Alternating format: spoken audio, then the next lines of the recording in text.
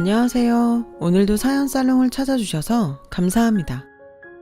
올해 6학년 1반이 된 여성이에요. 학창시절 문학소녀였던 저는 한때 소설가가 되는 게 꿈이었어요. 책을 좋아해서 밤마다 아버지한테 전기세 나간다, 불 꺼라! 이 소리를 밥 먹듯 들으며 살았죠. 그랬던 제가 마지막으로 소설책을 잡아본 게 언젠지 기억도 안 날 정도로 생활에 찌들어 살게 된 건 남편을 떠나보낸 32 겨울부터였어요. 고등학교 수학 교사였던 남편은 제 고2 때 담임 선생님이기도 했어요. 교사가 되고 처음 부임한 학교가 제가 다니던 여고였고 저희 반이 남편이 처음 담임을 맡았던 반이었죠. 남편은 학생들한테 인기가 좋았어요.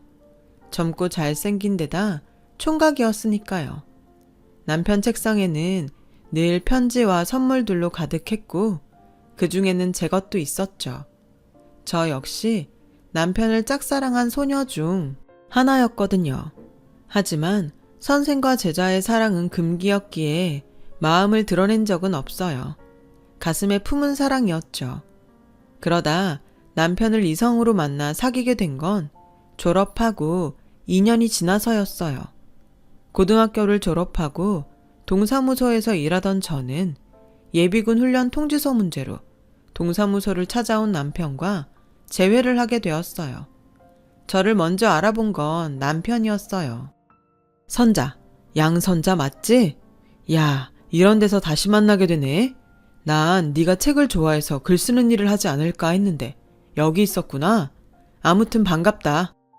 남편은 오랜만에 만난 김에 맛있는 걸 사주겠다며 퇴근 후 보자고 했어요. 그래서 남편을 따라 중국집에 가서 짜장면과 탕수육을 먹게 되었죠. 짝사랑했던 남자 앞에서 짜장면을 먹으려니 여간 고역이 아니더라고요. 조심히 먹는다고 하는데도 짜장면 양념이 자꾸 입가에 묻는 바람에 신경이 쓰여서 입으로 들어가는지 코로 들어가는지 모르겠더라고요. 그런 내 마음도 모르고 남편은 어찌나 맛있게 먹던지 입가에 시꺼먼 양념이 잔뜩 묻었지 뭐예요. 꼭 아이처럼요. 학생 때는 어렵게만 보이던 남편은 교복을 벗고 밖에서 만나고 보니 그저 평범한 20대 후반 남자일 뿐이었어요. 그 모습을 보니 그 또한 좋더라고요. 그날 이후 남편은 퇴근 시간에 맞춰 종종 동사무소로 저를 찾아왔어요. 그럴 때마다 남편 손에는 자신이 대학 시절 읽었던 교양서적들과 현대문학 작품집 등이 들려 있었죠. 책을 좋아하는 저를 위해 어렵게 구해온 것들이었어요. 때때로 다이제스티브라는 잡지에 실린 글들을 복사해 오기도 했어요. 내 옆자리 국어 선생님이 보는 잡지인데 좋은 글귀들이 많더라고. 그래서 복사해 왔어. 시간 날 때 읽어보면 도움이 될 거야. 소설가가 되는 게 꿈이랬지? 글을 쓰려면 많은 경험도 필요하지만 좋은 글도 많이 읽어둬야 하거든. 지금은 비록 동사무소에서 일하고 있지만 혹시 아니? 신춘문예에 당선돼서 소설가로 변신할지? 그러니 현실에 안주하지 말고 꿈을 이루기 위해 작은 것부터 노력해봐. 내가 옆에서 도와줄 테니까. 남편의 그 말은 제 가슴에 큰 울림이 되었어요. 여자는 그저 남편 그늘에서 살림 잘하고 자식들 잘 키우면 그만이라던 제 아버지와는 전혀 달랐으니까요. 이런 남자라면 단칸방에서 평생을 살아도 행복하겠다는 생각이 들더군요. 하지만 시간이 지나도 관계는 진전이 없었어요. 그러다 연인도 사제지간도 아닌 어중간한 상태로 1년 정도 지나던 어느 날이었죠. 선을 보신다고요? 고향에서 부모님이 하도 닥달을 하셔서 그렇게 됐어. 남편의 말에 하늘이 무너지는 것 같았어요. 하지만 그렇다고 화를 낼 수도 없었죠. 당시만 해도 우리는 아무 사이도 아니었으니까요. 그래서 좋은 분 만나시길 바란다고 말하곤 급하게 자리에서 일어났죠. 그랬더니 진심이니? 이대로 내가 다른 여자 만나서 결혼해도 후회 안 하겠어? 정말 그래도 돼? 남편의 말에 그만 울컥했어요. 솔직히 내 마음을 전하고 사귀자고 해볼까? 아니야. 그랬다가 거절당하면 앞으로는 얼굴도 못 보게 될 거야. 그 짧은 시간에 수없이 갈등을 했고 그러다 결국 결정을 내렸죠. 후회하고 살기보단 시련이 낫다고요. 당연히 안 괜찮죠. 그렇다고 제가 뭘 어쩌겠어요. 우리가 사귀는 사이도 아닌데 나한테 질투할 권리가 있냐고요. 비겁해요. 모든 걸 나한테 떠넘기고. 어렵게 시작한 저의 고백은 급기야 남편에 대한 서운함으로 번졌어요. 그런 제 모습에 남편은 안도하더군요. 남편 입장에선 제자였던 제게 고백을 하는 게 쉽지 않았던 모양이에요. 그러던 와중에 부모님의 결혼 독촉이 거세지니 본인도 초조했던 거였죠. 그래서 일부러 제게 맞선을 본다는 얘기를 꺼낸 거였어요. 과정이야 어쨌든 그 일로 남편과 저는 본격적으로 사귀게 되었어요. 그리고 2년 정도 연애를 하다가 결혼을 하게 되었고요. 여고 동창들은 제가 자신들의 첫사랑과 결혼한다니 다들 놀라는 눈치였어요. 그건 동료 교사들도 마찬가지였죠. 제자가 하루아침에 동료 교사의 아내가 되었으니 왜 안 그렇겠어요? 그런 주변의 시선들이 부담스러워 우리는 서울로 이사를 결심했어요. 난생 처음 와보는 서울은 제게 있어 말 그대로 별천지나 다름없더군요. 제 고향에선 본 적도 없는 백화점이 도시 곳곳에 있었어요. 그뿐인가요? 애국가에 나오는 남산과 서울 어느 방향에서도 볼 수 있는 남산타워를 실제로 보니 신기하더라고요. 하지만 서울살이가 좋기만 한 건 아니었어요. 교사의 박봉으로 살기엔 물가도 높고 인심도 야박했거든요. 가족도 친구도 하나 없는 곳에서 제가 믿고 의지할 사람은 오직 남편뿐이었죠. 그래서 전보다 더 남편한테 기대고 살았는지도 모르겠네요. 서울로 이사를 오고 얼마 뒤 저는 첫애를 낳았어요. 아들이었죠. 그동안 저를 탐탁치 않게 여기시던 시부모님도 손자를 낳았다고 하자 그제야 며느리 대접을 해주셨어요. 하지만 그만큼 참견도 많아졌죠. 친정엄마가 없는 저는 낯선 곳에서 혼자 가사와 육아를 하려니 모르는 것도 많고 힘에 부치는 일도 많았어요. 주변에 물어볼 사람도 잠시 애를 봐줄 사람도 없었으니 더욱 그랬죠. 그나마 다정한 남편이 퇴근 후 가사며 육아를 많이 도와줘서 버텨냈어요. 그리고 4년 뒤 둘째 아들이 태어났고 돌을 막 넘긴 시점에 저희 가정에 시련이 불어닥쳤어요. 퇴근길 만원 버스에 올랐던 남편이 교통사고로 세상을 떠났거든요. 그날 아침 오늘따라 유독 동태찌개가 생각난다길래 주인집 아주머니한테 작은 애를 맡겨두고 시장에서 동태를 한 마리 사들고 왔어요.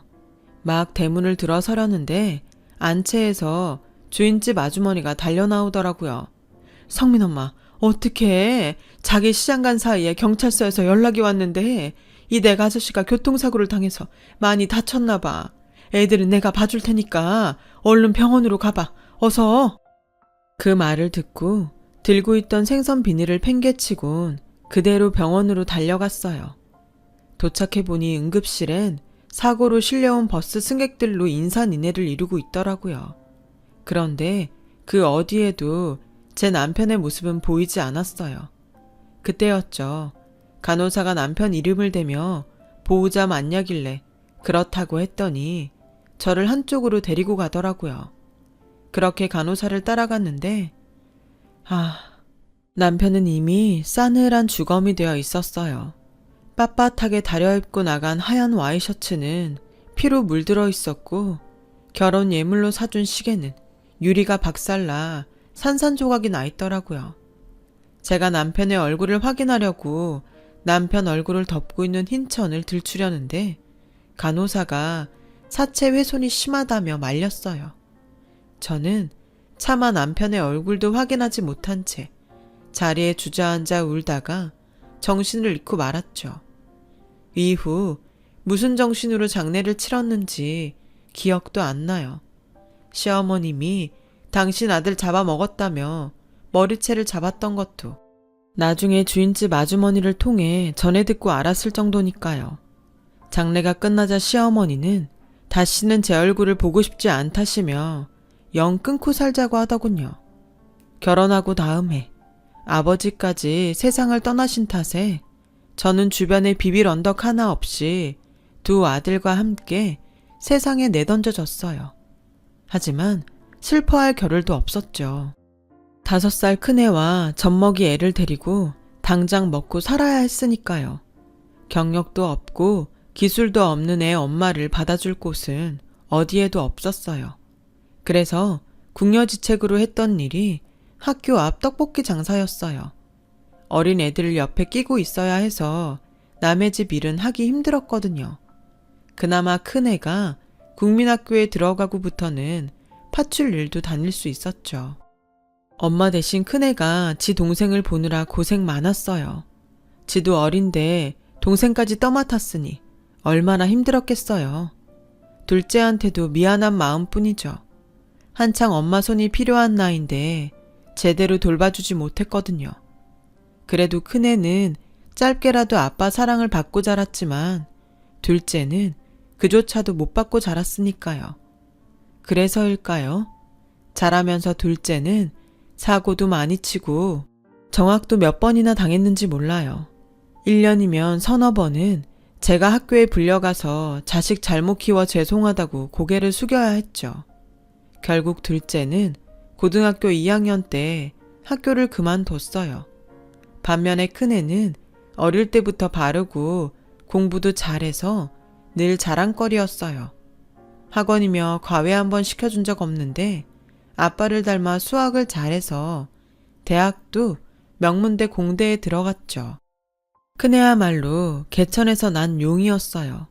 자기가 빨리 취직해서 돈을 벌어야 엄마 고생이 끝난다고 기를 쓰고 공부해서 졸업도 하기 전에 대기업에 척하니 붙을 정도였으니까요.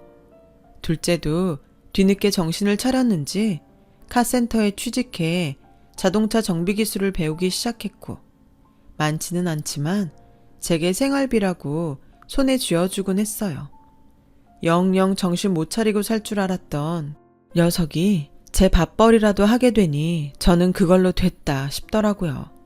그러다 지금은 자신과 비슷한 처지의 여자를 만나 살고 있어요. 결혼은 자신들이 돈을 모으면 그때 하겠다고 하더군요. 아직 혼인신고도 안 한 처지지만 저한테 살갑게 어머님이라고 부르며 며느리 노릇을 톡톡히 하고 있죠.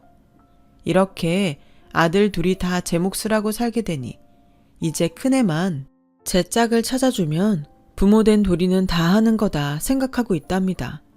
그래서 일도 줄이고 요즘엔 아는 형님 소개로 건물 청소 일을 다니고 있어요. 새벽 5시에 나가서 오후 3시까지 일을 하는데 중간에 점심시간이랑 쉬는 시간이 길어서 정작 일하는 시간은 6시간 정도에 불과해요. 건물주가 인심이 좋은지 월급도 인근에서 제일 높고 새 건물이라 일이 수월해서 다들 노리는 자리라더군요.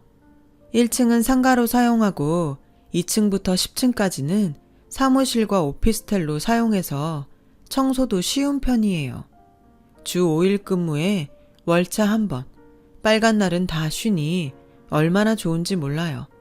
게다가 4대 보험까지 되고요. 지금까지 다니던 직장 중 최고였죠. 그런데 이 좋은 직장 때문에 아들과 갈등을 빚게 될 줄 누가 알았겠어요. 사건의 시작은 큰아들이 결혼할 여자가 생겼다며 집에 데려오기로 하고부터였어요. 맏며느리 드릴 생각에 신이 나서 전날부터 대접할 음식을 준비하고 집 안팎으로 청소까지 싹 해놓았죠. 상까지 차려놓고 애들을 기다리는데 그런데 오기로 한 시간이 지나도록 소식이 없지 뭐예요. 그래서 집 앞에 나가봤는데 글쎄 골목에서 큰애랑 웬 여자가 말다툼을 하고 있더라고요. 기가 막혀. 자기네 집이 어려운 건 알고 있었지만 이런 산동네 판잣집에 사는 줄은 정말 몰랐어. 더럽고 냄새나서 잠시도 이 동네에 있고 싶지 않아.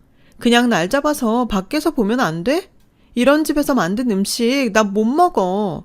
아, 비위 약한 거 자기도 알잖아. 그럼 밥은 안 먹더라도 엄마한테 인사라도 드리고 나오자. 여기까지 왔는데 어떻게 그냥 돌아가? 음식 다 차려놓고 기다리고 계실 텐데. 그러니까 얼굴이라도 비추고 나오자. 내가 이렇게 부탁할게. 응? 우리 집 사는 꼴이 마음에 안 들어 집에도 안 들어오겠다는 애한테 두 손 싹싹 빌어가며 애걸을 하는 큰애를 보니 피가 거꾸로 솟았어요. 그러면서도 한편으론 이게 다 무능한 내 탓이란 생각이 들어서 가슴이 미어지더군요. 그래서 조용히 발길을 돌리려는데 느닷없이 둘째가 나타나선 지 형한테 달려들지 뭐해요. 이게 무슨 개소리야. 더러워서 우리 집 밥을 못 먹어? 형, 제정신이야? 어떻게 이런 여자를 집에 데려올 생각을 해? 엄마한테 미안하지도 않아? 혹시 이 여자한테 책 잡힌 거 있어? 그래서 이렇게 빌빌대는 거냐고. 그런 거 아니면 당장 헤어져. 나 이런 여자 형수로 못 모시니까. 어머, 이 사람이 자기 동생이야? 고등학교 잘려서 카센터에서 일한다는? 이보세요. 아무리 못 배웠어도 초면에 이러는 거 아니죠. 형수로 못 모셔요? 잘 됐네요. 나도 그쪽 시동생으로 받아들일 생각 없으니까. 성훈아, 그만해. 형수한테 그게 무슨 말버릇이야? 내가 이 사람 잘 달래서 들어갈 테니까 너 먼저 집에 들어가서 엄마한테 우리 좀 늦는다고 말씀드려. 어서. 싫어. 그런 거는 형이 직접 엄마한테 얘기해. 난 저 여자랑 한 집에서 밥 먹을 생각 전혀 없으니까 둘이 들어가든 말든 알아서 하라고. 둘째는 성질을 내며 돌아갔어요. 그제야 큰애는 예비 며느리와 차에 올라 둘이 한참 얘기를 나누더군요. 결국 그날 예비 며느리는 집에 오지 않았어요. 큰애는 새벽녘이 돼서야 술에 잔뜩 취해 들어왔더군요. 딱 봐도 여자가 잘 사는 집 딸 같던데 기울어지는 형편 탓에 그동안 큰애가 마음고생이 많았던 모양이에요. 그런데다 둘째까지 나서서 기름을 부었으니 속이 오죽하겠어요. 며느리감을 보고 서운한 마음이 들었던 것도 사실이지만 그보다는 내 새끼가 마음에 상처를 입지 않을까 그게 더 걱정이 되더라고요. 다음 날 출근해 보니 다들 며느리감에 대해 한마디씩 물었어요. 전날 며느리감이 집에 온다고 직장에 얘기를 했던 탓이었죠. 차마 지난밤 일을 말할 수 없어서 예쁘고 착하다고 했더니 축하해 주는데 마음이 먹먹해지더군요. 그래서 얼른 자리를 피해 제가 맡고 있는 층으로 올라가는데 마음이 심란해서 일도 손에 안 잡히더라고요. 그래서 창가에 서서 한숨을 쉬고 있었는데 백발이 성한 남자가 다가와 말을 걸지 뭐해요. 아이고, 그래서야 땅이 꺼지겠습니까?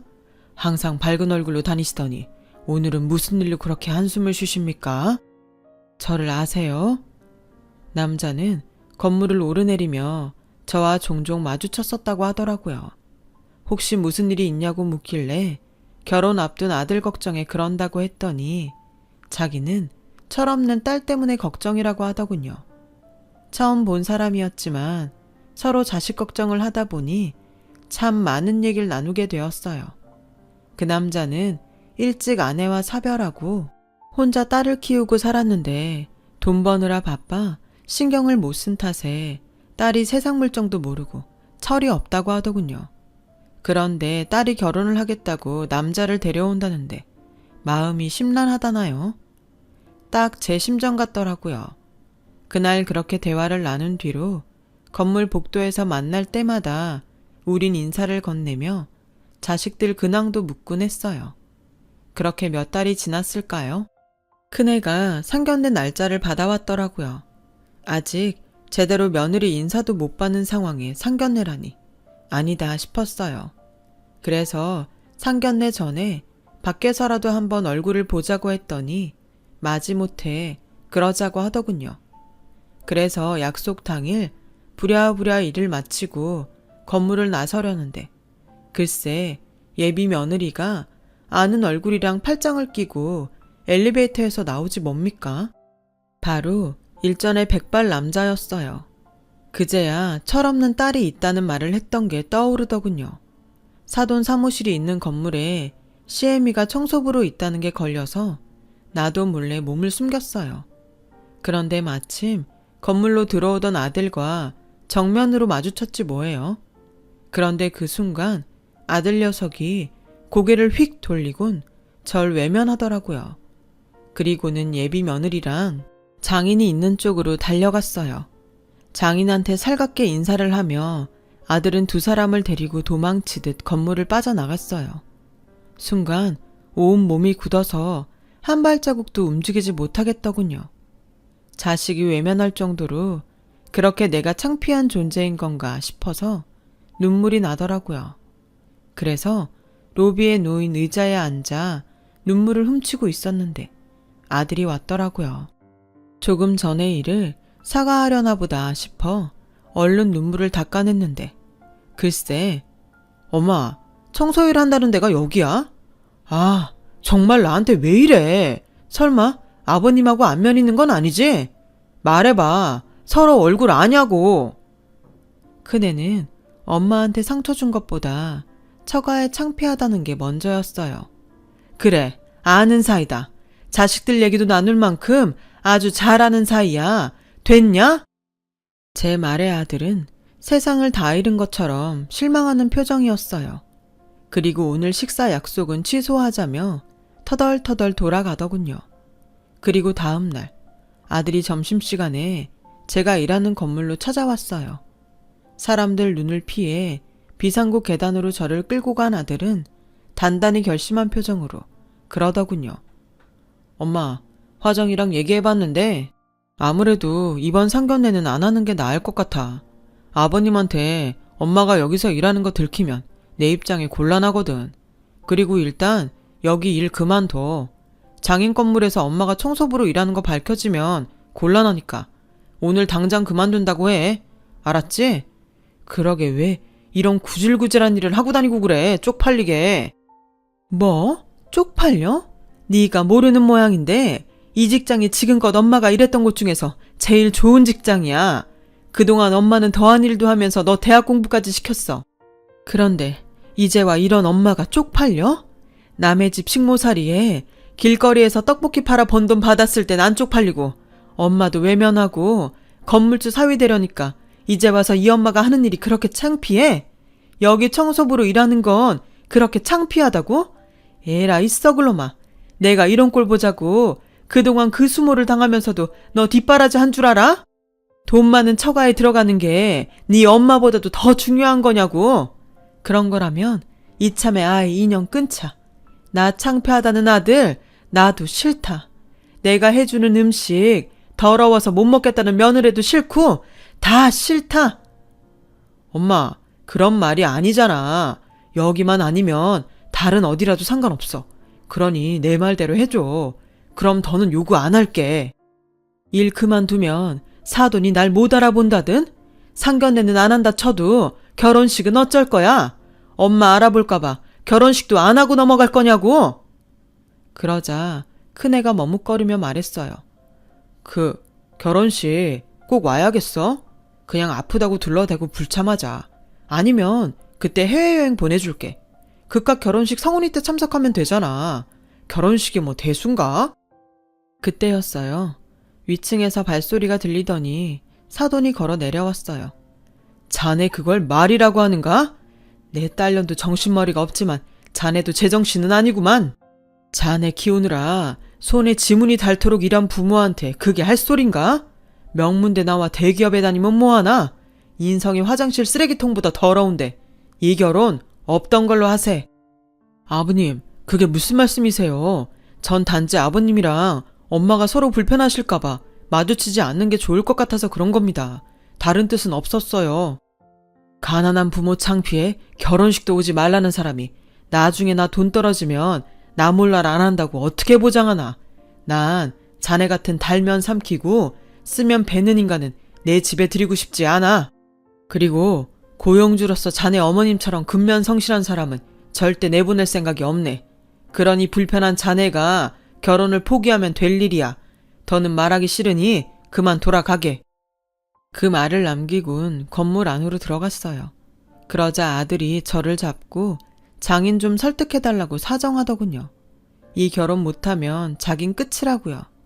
재력 있는 장인 덕에 회사에서 겨우 어깨에 힘주게 됐는데 이마저도 놓치면 자긴 인생 패배자로 살아야 된다고 말이죠. 그 모습을 보니 가만히 있을 수가 없었어요. 그래서 처음으로 아들 뺨을 쳤어요. 이놈아, 정신 차려. 이 인간이 인간 노릇을 못하는데 남의 돈으로 처바른다고 뭐가 달라져? 인생의 패배자? 지금 네 모습이 바로 인생의 패배자 모습이다. 돈 앞에서 부모도 버리고 자존심도 버리고 오로지 허세와 탐욕으로만 들들 끓는 네가 바로 인생의 패배자야. 난 그런 놈한테는 더는 먹이고 입히며 부모 노릇할 생각 없다. 그러니 잘난 너 혼자 잘 먹고 잘 살아. 다시는 내 집에 발들일 생각 말고 내 말 알아듣겠어? 그제야 큰애는 자기가 잘못했다며 두 손 싹싹 빌었지만 그걸로 화가 풀리지는 않았어요. 믿었던 아들한테 배신감이 너무 컸으니까요. 언제까지고 내 배 아파 낳은 자식과 등지고 살 수는 없겠지만 그래도 큰애가 인간다운 인간이 될 때까지는 부모 노릇을 파업할 생각입니다. 그래야 나중에 하늘에 가서도 남편한테 덜 미안할 것 같거든요. 지금까지 제 사연을 들어주셔서 감사합니다. 여러분은 부디 자식과 그런 일 없이 행복한 가정 꾸리시길 바랍니다. 여러분, 사연 댓글에 응원과 현명한 조언 부탁드려요. 좋아요와 구독은 저에게 큰 힘이 됩니다. 오늘도 좋은 일 가득하세요.